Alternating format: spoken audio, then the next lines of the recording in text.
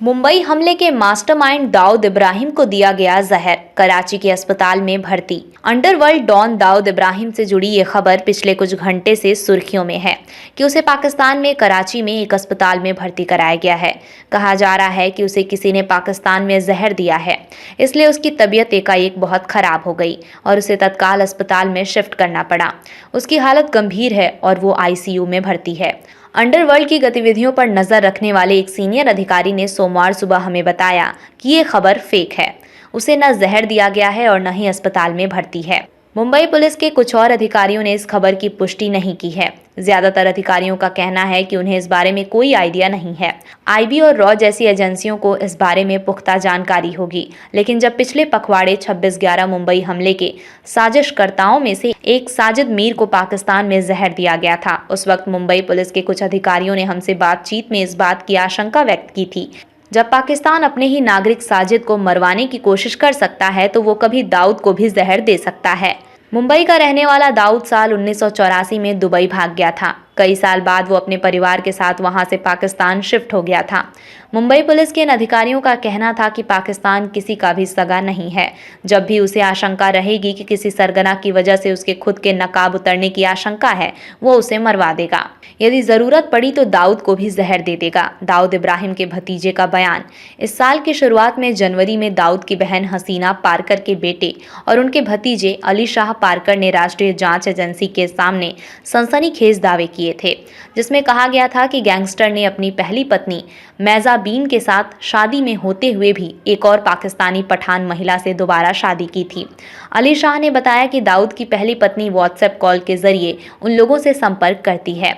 आपको बता दें, दाऊद इब्राहिम के भतीजे अली शाह इब्राहिम पारकर के मुताबिक दाऊद इब्राहिम सभी को बता रहा है कि उसने दूसरी शादी करने के लिए अपनी पहली पत्नी मैजाबीन को तलाक दे दिया है, लेकिन ऐसा नहीं है। दाऊद इब्राहिम का पता भी बदल गया है।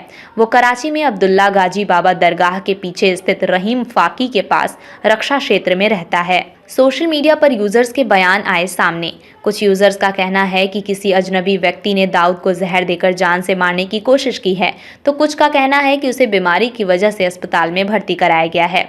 कड़ी सुरक्षा में उसका कराची के अस्पताल में इलाज चल रहा है। कई हमलों में दाऊद इब्राहिम।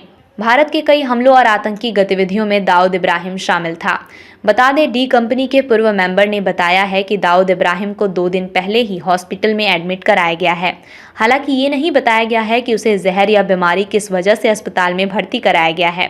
सिर्फ गैंग के सदस्य और करीबी लोग ही दाऊद से मिल सकते हैं। मास्टरमाइंड दाऊद को पाकिस्तान ने अपने देश में डी कंपनी गैंग के प्रमुख की शरण दी है। पाकिस्तान में दाऊद की मौजूदगी को लेकर भारत कई बार सबूत दे चुका है, लेकिन हर बार पाक इस बात से इनकार कर देता है। भारत ने दाऊद को भगोड़ा भी घोषित करा हुआ है। अंडरवर्ल्ड डॉन और तमाम आतंकी गतिविधियों में लिप्त खूंखार अपराधी दाऊद इब्राहिम को जहर दिए जाने की खबरें सामने आ रही हैं। रिपोर्ट के मुताबिक जहर के कारण तबीयत बिगड़ने के बाद गंभीर हालत में दाऊद इब्राहिम को पाकिस्तान के कराची शहर के एक अस्पताल में भर्ती करवाया गया है।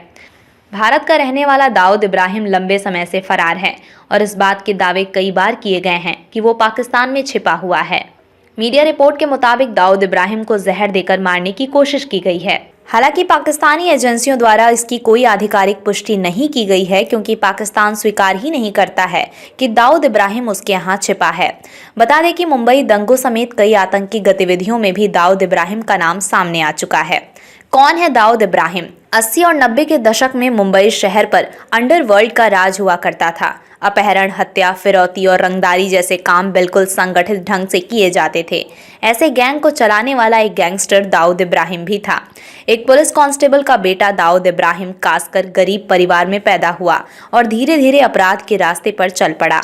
ये रास्ता उसे ऐसा रास आया कि बहुत कम उम्र में ही वो मुंबई का डॉन कहा जाने लगा। Team news output.